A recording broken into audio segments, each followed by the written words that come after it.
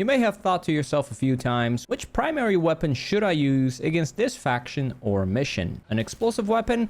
How about a weapon that has no recoil? Or amazing ergonomics? Or maybe even something that can deal with the more armored enemies? Well, what if I told you that there is a weapon that literally does all of that and more, and is universally an S tier weapon regardless of the faction, and the mission type as well? That also doesn't really matter. I present to you the Scorcher. Today, we'll talk about the Scorcher thoroughly, and throughout the video, I'll give some tips as I'm talking about it. But first, let's address the elephant in the room, the Purifier. I know a lot of people are going to be thinking about the Purifier, as the Purifier is considered to be the better weapon, and honestly, the Purifier is like the Scorcher's big brother. These weapons are very similar to each other. They're pretty much the automatic variant and the charge up variant, the automatic one being the Scorcher, of course, and the charge up version being the Purifier. The Purifier is usually in the highlights because of its fully charged shots. Those can deal a whopping 500 damage, which 200 come from projectile damage and 300 from explosive damage.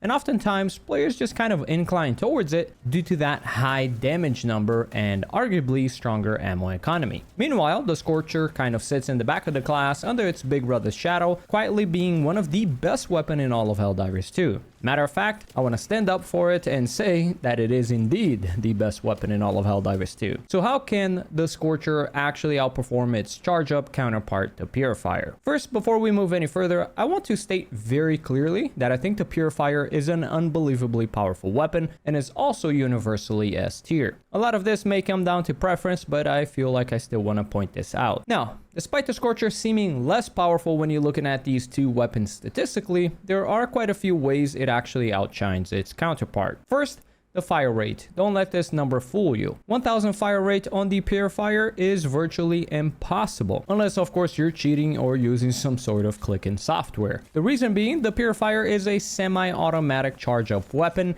that does not make use of its 1000 fire rate. Meanwhile, the Scorcher has a 350 rate of fire, which seems like less, but what it really means is that it fires 5.8 shots per second automatically. So, unless you're clicking faster than 6 times per second with the Purifier, you're not really going to be outpacing the Scorcher on that front. Even if you could, you shouldn't, unless you really want to speedrun tendinitis on your hand and wrist. Realistically though, if you're using the Purifier, you're going to be wanting to charge up your shots, which takes a full second from 0 to fully charged, which will bring us to a rate of fire of 60, which will bring down the Purifier's DPS to 500 when we're making use of fully charged shots, whereas the Scorcher sits at 1167 damage per second. You could argue, of course, that the charged up shots on the Purifier increase the AoE, which means you'll likely deal damage to multiple enemies at once. Anyways, the reason why I'm bringing this up is I find this difference in rate of fire and DPS to heavily impact how these weapons perform against the more aggressive enemies. The most extreme example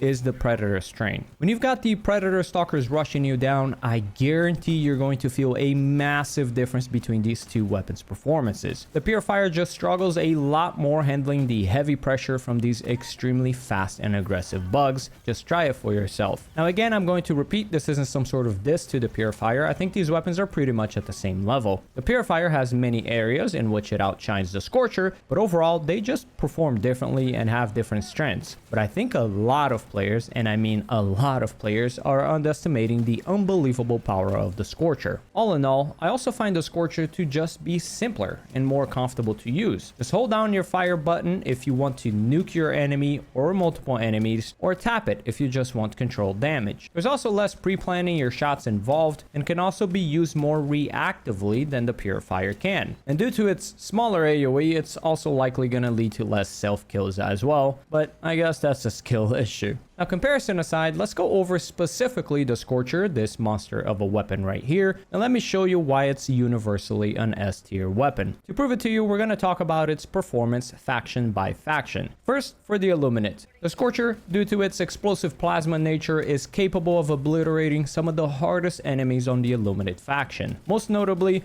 the Overseers and the Flesh Mobs. The Scorcher is going to trivialize these units, and it easily has one of the fastest TTK in the game against them. The best part about it is there's not a lot of accuracy required either. Just land the shots anywhere in their body and they'll drop dead very quickly. As for Voltless, we can kill them extremely comfortably, and we can also use the AoE to our advantage if we feel like it. But realistically, I would just save the ammo for the bigger units, as it's not really worth wasting your precious ammo on these nimble enemies. Just use gas grenades, or if you want a secondary to wipe out the Voltlesses, you can do that too. The Scorcher can also easily deal with stingrays. It may require a little bit of tracking skill with your aiming, but you can pretty comfortably get rid of a stingray in a single strafe and run attack from them. The Scorcher can also kill harvesters, but let's be real, don't waste your ammo on these guys. You'll be going through a bit too many magazines to make it work, and there's just better ways to deal with them. So all in all, against Illuminates, the Scorcher is going to trivialize the hardest part of the Illuminate army, which are the medium units, the Overseers,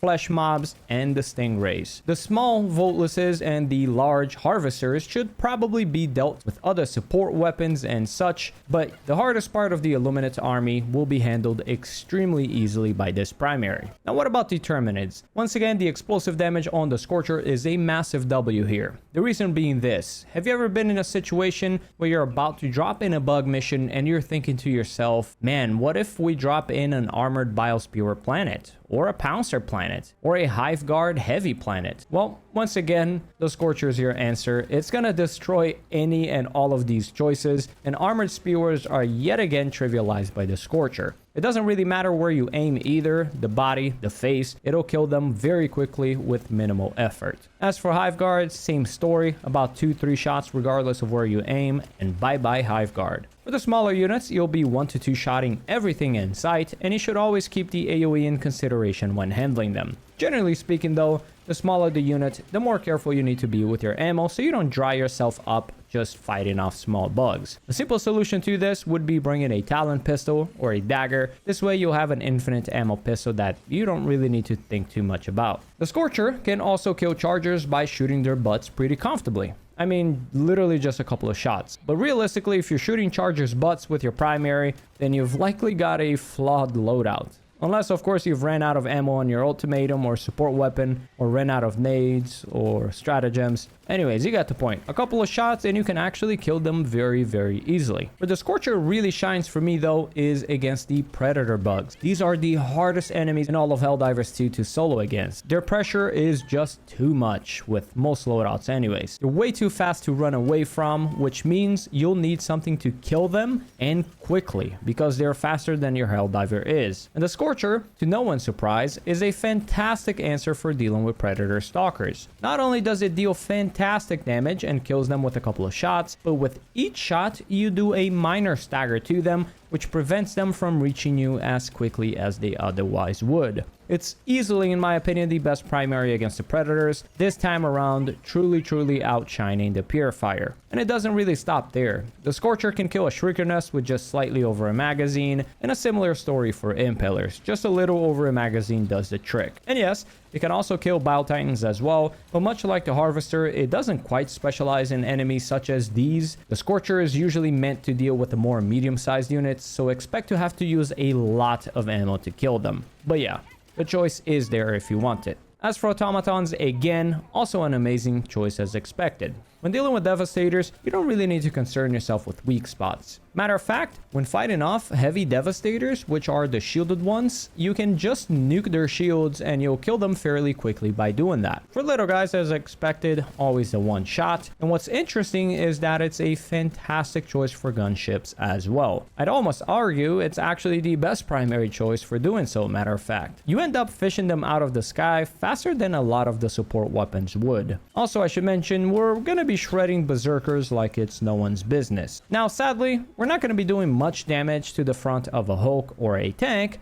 as expected, but if we manage to fire at their heat sinks, we absolutely shred right through it before the enemy in question even has time to turn around. And yet again, yes, we can kill the biggest enemy on this front, the Factory Striders. But once again, there are going to be better ways to doing so. All in all, it is goated against Automatons. Just bring a support weapon to more comfortably handle the bigger guys, the tanks, Hulks, and Factory Striders, and you are good to go. So that's pretty much how they feel against each faction. Which in conclusion, the Scorcher is easily one of the most powerful weapons in the entire game. It is truly a medium-sized enemy killer, which tends to be the units that will give you the most trouble over the course of a full games, such as Biospewers, Overseers, Flesh Mobs, Devastators, and more. All of those get absolutely obliterated by this weapon. And due to it both benefiting from projectile damage as well as plasma explosive damage, the weapon deals 2 different types of damage with each and every shot, allowing it to damage literally every enemy in Helldivers 2,